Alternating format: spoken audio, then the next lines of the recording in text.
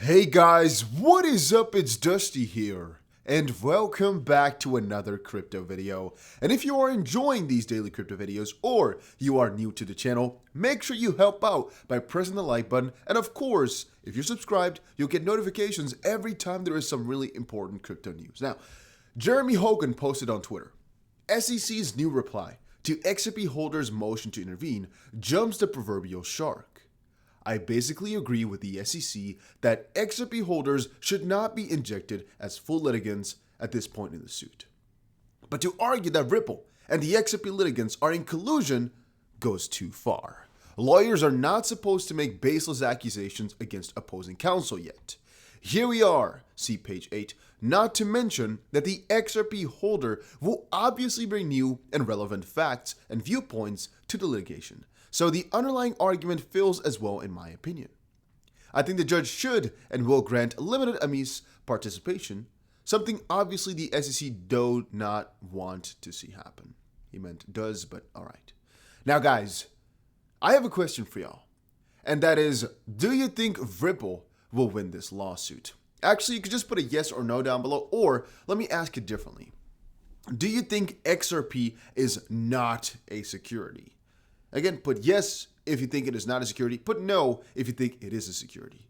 The reason I am asking is because I can't really think of a good reason why people would think so. And I also really don't think there's any way, shape, or form that the SEC is going to win this case. Once more, guys, I've told you already, if we get a settlement, we are going over to Bybit. And we're going to make some crazy freaking money. I told you already, Bybit, link is down below. That's what I'm using right now. And again, there's free trades. It's crazy. Just check it out. Link is down below. Now, John Dean, and actually this article here, this thread, I guess I should call it, was based upon this right here. Let's quickly open it up. It was based on cryptolaw.us. It is basically the SEC against Ripple Labs here. SEC coming in against basically the motion to intervene. I think it's actually pretty interesting how they did it so quickly. I mean, this motion came out in like half a day, 10 hours, 7 hours, 8 hours later, boom, this is already filed. So, not gonna lie, that was pretty damn juicy on their side. I mean, you gotta give the credits where it's due, right? But for the foregoing reasons, the court should deny the motion to intervene and deny defendants' request that movement participates as amiss in this action. Even lawyers know this is BS. And even though I would also agree with Jeremy here saying, hey, you know what? If they fully come on in, it might be a little bit late in the suit and it might not be necessary on every ground, but I'm not too good with the legal terms. I know, though, that this makes no freaking sense. SEC claims that XRP holders can't be granted amiss status because we are biased and not impartial, and therefore must be denied. Someone better tell all the federal courts, including the Supreme Court of the US, that they were wrong in granting amiss for the following.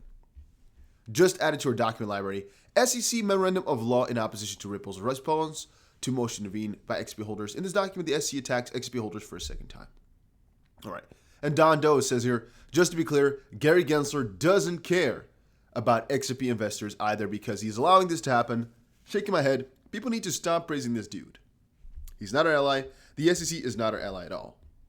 Alt Juror said, SEC files this after Gensler's first closed new strategy meeting. Well, actually, they had a first meeting on the 13th or 14th and another meeting tomorrow on the 20th. Yes. No, it's 2 days from now. Okay, on the 20th, they have another meeting. That's going to be interesting. Because I do wonder what they're going to be talking about. Now, so far, Gensler is following President of ex-SEC Chair Jay Clayton rather than ex-Chair Mary Jo White opinions on the SEC v. XRP case and is legally, factually wrong. Solution, fire Gensler, promote Hester Pierce to the SEC Chair. Now, I'm not trying to say that they should do that because, again, not even in the U.S., so I will definitely not try to make U.S. rules, but I think the odds are kind of stacked against them, but in terms of real odds in the lawsuit itself, it's really stacked for them. Now, this is where things get interesting. SEC v. Ripple settlement feasible in the next 2 weeks, said top lawyer. You know, I didn't like this article from the start because it kind of paints the wrong picture. Then again, it is the truth. So what it basically is about is that the fact that if push comes to shove, we could actually get a settlement within the next week or two. This could actually be 1 week. This could actually be 1 day. We don't really know. But we are assuming that it will be discussed then on the 20th when the SEC basically has another closed meeting. Now, obviously, that's only a couple days away now, and when most of these guys were saying 2 weeks, it was basically a couple of days ago. So again, I think we're now in the span of 1 week or so. And that theory is kind of based on the fact that Gary Gensler is going to pull his hands off and go for crypto regulation. And this might be a level playing field / rulebook. This might be a Gary Gensler going for the environment. This might be just a something else. Just Gary Gensler taking his hands off of this specific case and going for the improvement of cryptocurrencies. And I have thought about this for a really good while, and I'm thinking, yeah, there's actually some legitimacy to that theory. Gary Gensler as a current. I'm being called on my phone. You know what I really despise? If people call me from different countries right now, that's definitely annoying because I'm not going to pick up because that's very expensive. So if you're calling me, I'm not going to pick up. It's too bad, right? But it's also 10 p.m. now, so why would you call? Whatever. It's mostly based on the theory, again, that Gary Gensler is going to do either of the things. But then again, think about it. We don't know anything about that. We don't know at all what his plans are. And SEC as it currently stands, they're all the same. They're all on their own side. We're on the other side. And basically, we're opposing. Even though the SEC is supposed to protect us, they're not doing that. And even though they're supposed to make rules, they're not properly doing that either. So once more, I have no faith in them to do the right thing. Please don't think I have. I have no faith in them doing the right thing. But let us see. Let us wait. We all know it could be over as soon as a week. It could be over ridiculously quickly. And that would basically mean there's a partial settlement, which basically is the Ripple and SEC come together on a couple of terms and decide, you know what, let's agree on this one and let's take the rest further, or let's skip on that. Depends. Another one would be they're gonna go through the discovery phase and then conclude something, and the other one would be that they go for a really long ride. And then again, we're looking very far into next year. Discovery is about, I would say, September or so. Now, XRP holders are accused the SEC of contradictions on issue of XRP secondary market sales.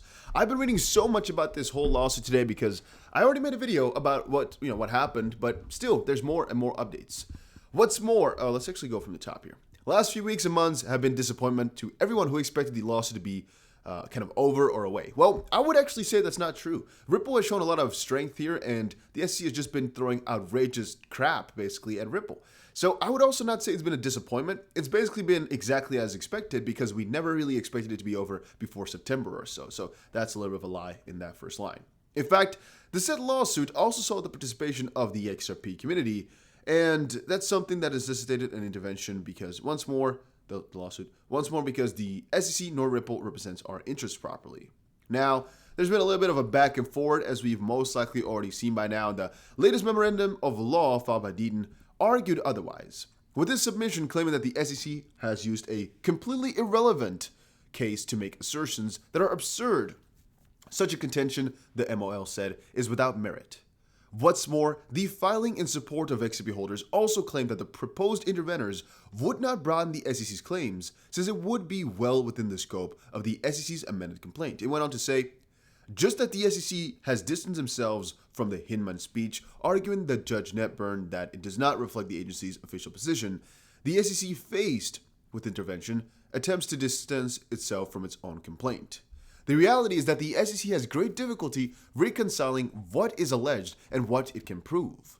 It added with the memorandum of law, representing XRP holders also accusing the regulatory agency of contradicting itself on the issue of XRP on the secondary market. Because, well, think about it. What exactly is a security sale and what is not?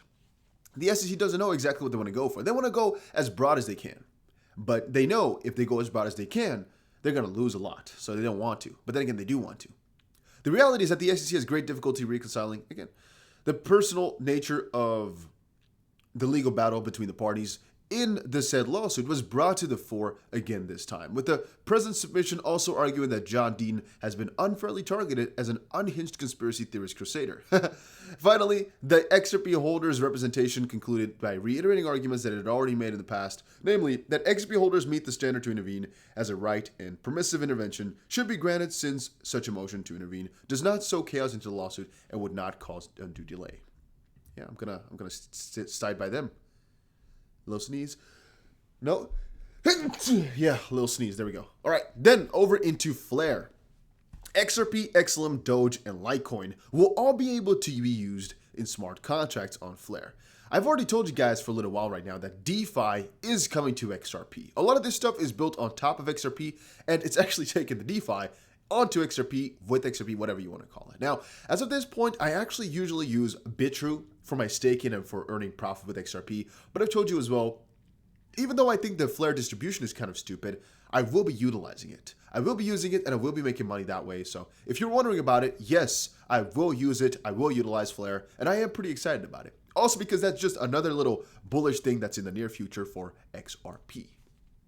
Then this article we'll get into a little bit later. A lot of people have been talking about it. And last but not least, James Phelan posted from today's Washington Post, as crypto goes wild, fear grows about who might get hurt. The only thing I want to say about this one is think about it. Whenever these major news outlets actually tell you about crypto, there's usually a little bit of an extra message behind there. And in this case here, it is telling you about Doge. Man, they don't want to warn you. Anyway, they want clicks. And these guys know that by putting a Doge up there, people will see it, people will click it, people will like it. Had they really wanted to warn you about something, they would have basically said, crypto is dangerous, here's why. But then again, they would also be funding too much, right? So you need to find a good balance here. It's as crypto goes wild, fear goes about who might get hurt. Whoa, anybody can get hurt in the way of crypto, right? It just depends on what you put money into. Who might get hurt? Why did they not make an article like this on the stock market? Why did they not make an article like this on the US dollar? Why not? Crypto goes wild. Crypto has been going wild for a long time now. Why now? Why all of a sudden when things are doing well, altcoins are doing properly, that they make an article like this? Is it to warn people? Well, then make a proper warning. Don't make a fear grows about who might get hurt. No, make a proper warning saying, hey, this stuff is dangerous. But if you're going to do that, also make one for the US dollar. Because it's not a good argument to say that crypto is dangerous and the rest isn't. My opinion on the matter, I just think they're trying to, kind of form you into a certain way of thinking, and I don't like it too much. Then again, that's the bigger US theory now anyway. The US SEC is still losing their mind. I keep telling people it's so freaking ridiculous. Attorneys, lawyers, whatever, they know as well. What is happening here is not normal. It's unprecedented territory, and the SEC is really walking on a tightrope here. I think Ripple's going to win. I'm let's say 95% sure. And again, I put my money where I'm like this, as you guys most likely know. But yeah, that was it for today's video. Hopefully you all enjoyed it. If you did, make sure you press the like button and subscribe. And I will definitely see you guys again in another crypto update soon. What a crazy day, man. This is just a little small update. No notification, most likely. Not a real long one. Just a little update on what's been going on.